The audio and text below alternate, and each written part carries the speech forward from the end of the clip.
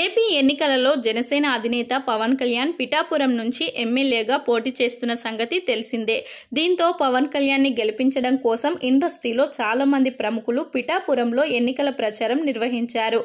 మొన్నటి వరకు Jabardasth team Ram Prasad, Sudigali Sudheer, getup Srinu, మరికొంతమంది సీనియర్ యాక్టర్లు జనసేన కోసం ప్రచారం చేయడం జరిగింది.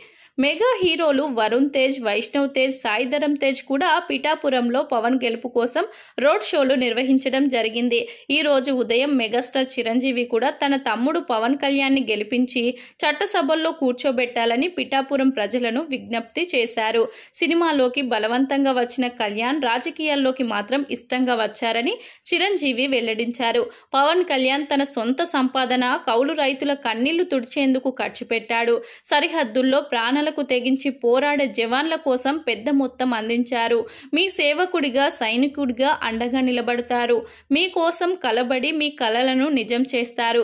గాజు గ్లాసు గుర్తుపై ఓటేసి పవన్ కళ్యాణ్ ని గెలిపించండి అని చిరంజీవి కోరారు. ఈ వీడియోని రామ్ చరణ్ సోషల్ మీడియాలో షేర్ చేయడం జరిగింది. ఇదే సమయంలో మీ భవిష్యత్తు కోసం పాటుపడే నాయకుడు పవన్ కళ్యాణ్ గారిని గెలిపించండి అని పిలుపునిచ్చారు. అంతేకాకుండా తాను జనసేన పార్టీకి మద్దతిస్తున్నట్లు రామ్ చరణ్ స్పష్టం చేశారు.